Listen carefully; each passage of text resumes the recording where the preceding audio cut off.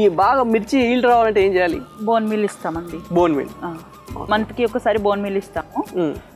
S M salt, maximum S M సాల్టే సరిపోతుంది వీటికి. బల్లము, compost మనం ఇస్తాం కదా. అలాగే మనం కూరగాయల తుక్కులు ఉంటాయి కదా, అవన్నీ ఏం చేస్తామంటే మేము డే బై డే ఇంత బెల్లం వేసి బాగా డైల్యూట్ చేసి ఉంచేస్తాం 3 days వాటర్లో, బెల్లంలో.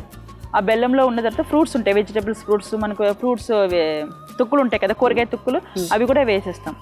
1 or 2 days అయిపోయిన తర్వాత వాటర్ బాగా స్మాష్ చేసేసి ఆ వాటర్ లిక్విడ్ లాగా తీసేసి ఓన్లీ కూరగాయ మొక్కలకి వేస్తాను. సో ఆ లిక్విడ్ డైల్యూట్ చేస్తారా డైరెక్ట్ చేస్తారండి?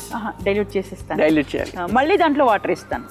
ఏంటంటే 2-3 times వాడుకుంటాం. ఎందుకంటే కిచెన్ వేస్టేజ్ తీసి దాంట్లో మనము బెల్లం వేసాక అది ఎప్పుడైతే ఫర్మెంట్ అవుతుందో కొద్దిగా చిక్కగా ఉంటుంది.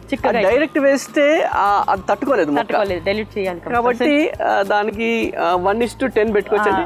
చిక్కగా ఉంటే బాగా చిక్కగా ఉంటే 1:10 అండి. కొంచెం పల్చగా ఉంది అంటే 1:5.